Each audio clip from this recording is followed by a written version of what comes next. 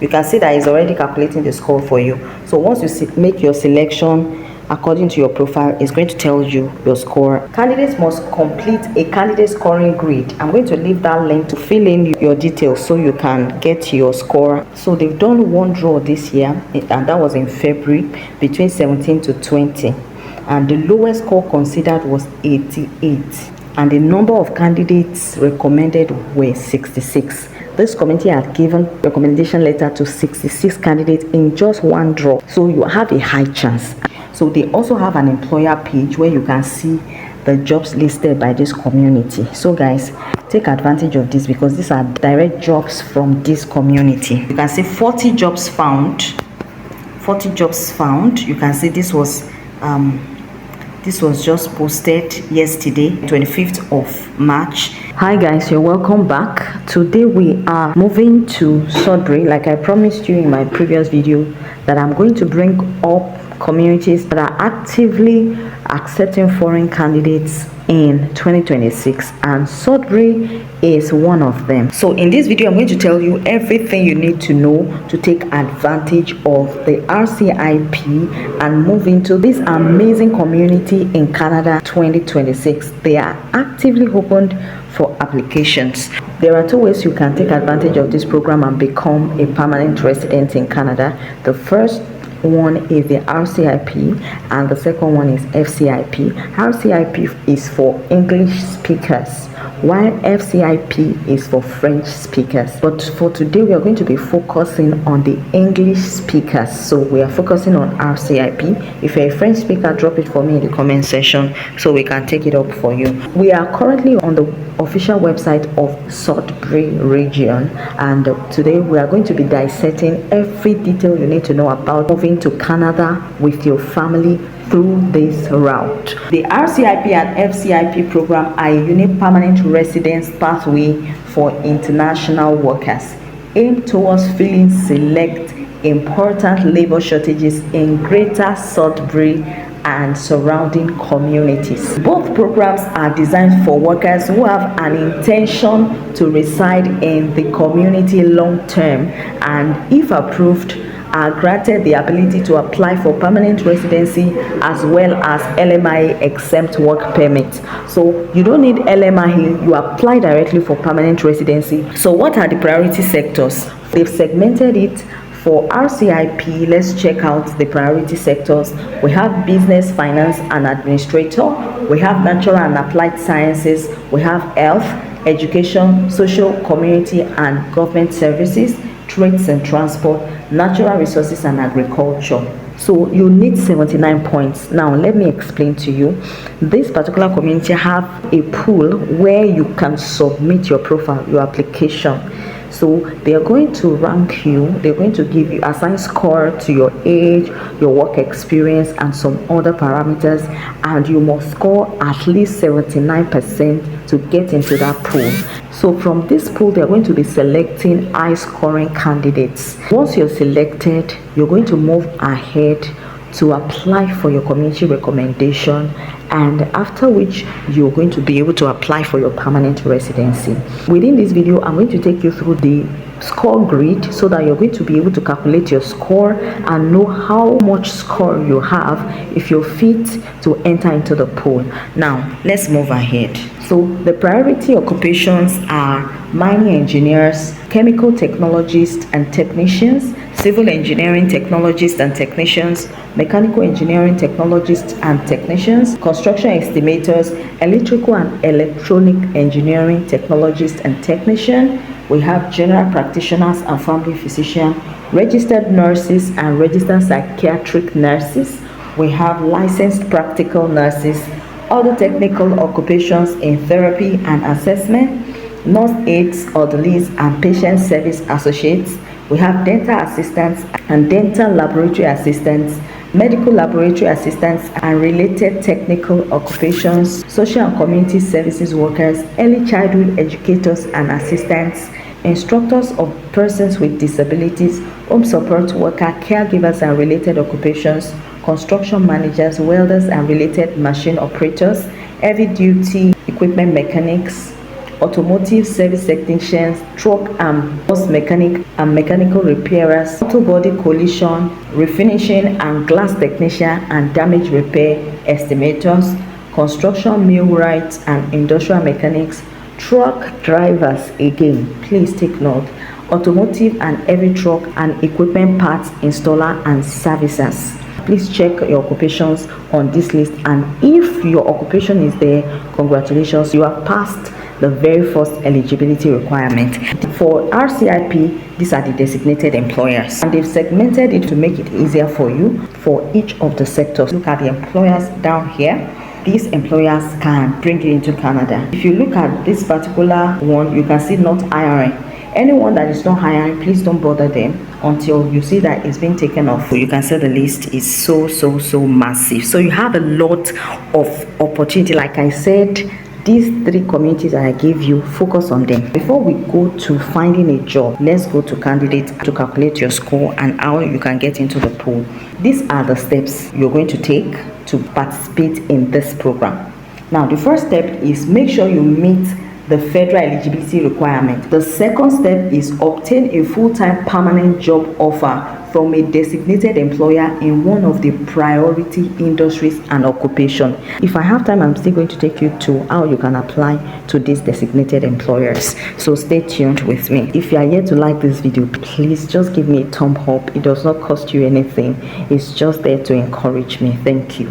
Now, step 3 is make sure your job offer meets the federal requirements. So you can click on that to get more details about that. I'm going to drop the link in the video description. So the next step now is, if your application is selected, use your recommendation form to apply for permanent residency. So once you get to step 3, then you are going to get into the pool for this community, which I'll be taking you through in a short while. And if you meet up with at least 79 score, you'll be able to enter into the pool. They have quotas for the year, so they have the number of applicants they are expected to bring in through this program. So they are going to select candidates from each of the draws. They are going to have consistent draws throughout 2026. So now let's move to step 5. Now, if your application is selected, you're going to use that recommendation letter you got from them to apply for your permanent residency. Your employer must submit the application for recommendation on your behalf. Step 6, which is optional, is if you need work permit, you can apply for it, but it's not compulsory. Once you have your permanent residency, you can move into Canada with your family. So now, like I told you earlier, you're going to enter into a pool. Like you can see, RCIP program ranks application in a pool using a point-based system. Complete applications meeting the eligibility requirements. Minimum score of 79 points is required for you to enter into the pool. So you have to click here to see the scoring grid so that you'll be able to calculate your score. Now we have the first thing is job offer.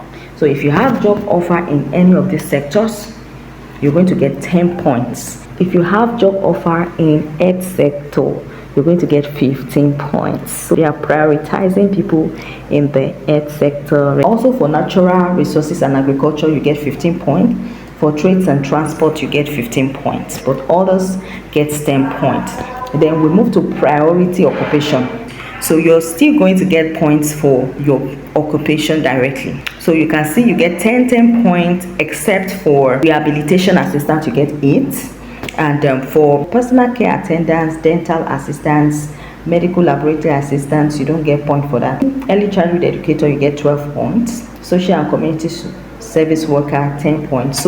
So you can see the points here. I don't want to bore you with a lot of details. So now let's move to human capital. So for work experience, if you have 1 year work experience, you get 10 points. I hope you are calculating your scores. If you have 2 years related full work experience, you get 15 points. If you have 3 years, you get 20 points. If you have 4 years, you get 25 points. If you're an international graduate who qualifies for work experience exemption, you get 10 points. Moving on, you need your English language proficiency. For CLB 6, you get 10 points. For CLB 7, you get 15 points. For CLB 8, you get 20 points. And for CLB 9 and above, you get 25 points. So for job offer tier 2 or 3, these are the points for your English language test. and for tier 4 and 5, these are the points you're going to get. So let's move on to education. If you have Canadian secondary school diploma or foreign equivalent, so whatever, maybe WAEC, NECO, whatever it is in your country, you're going to evaluate your credentials, and if it meets their standard, you're going to get 10 points for O levels, for WAEC, NECO, and all of that. And for post-secondary school credential, minimum 1 year program like diploma and all of that, you get 15 points. For bachelor's degree, minimum of 3 years, you get 20 points. And if you have master's or PhD, you get 25 points. Now let's move on. You then have to tell them, put it in writing, do you intend to reside in this community? Because the reason why Canada is bringing up this program in the first place is to make people live in these communities. You know, they have few people living there. A lot of people want to stay in the big cities, but if you can tell them that, okay, I'm going to stay in your community for a long time, they're going to give you 10 points. Guys, for free, just by telling them, okay, I'm staying in this community. If you have any connection to the community, you also get bonus points, but it's not compulsory. And the overall score is 125. So if you're able to score 79, you'll be able to enter into the pool and you could get selected. So all you need to do is just to select. If you are in the business sector, just select business. Then you want to select your occupation, just make the selection and it will calculate it for you. You can see that it's already calculating your score for you.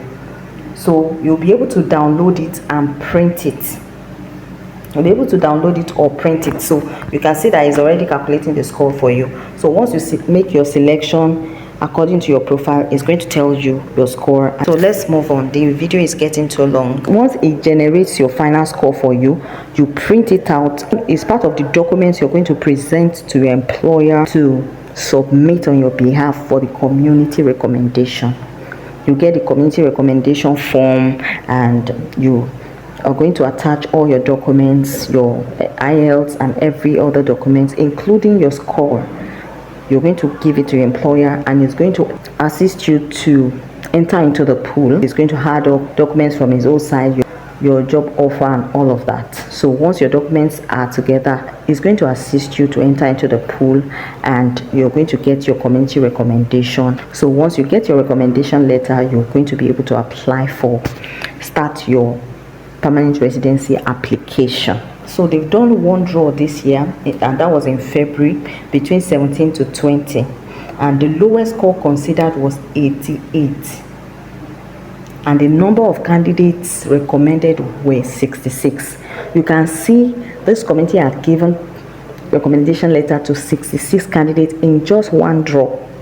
So you have a high chance, and the lowest scoring candidate was 88. So if you calculate your score, so it depends on the score of the candidates within the pool. So if the highest scoring candidate was let's say 85, they will go as low as that. So it depends on the score of the candidates in the pool. So guys, you can see you have a high chance of getting selected. Let's get back to how do you get job offer. So coming down here, you can see for how to find a job, for employment opportunities, these job platforms. So just visit LinkedIn, Job Bank, or Indeed. You are also welcome to visit the City of Greater Sudbury employer page. So they also have an employer page where you can see the jobs listed by this community. So guys, take advantage of this because these are direct jobs from this community.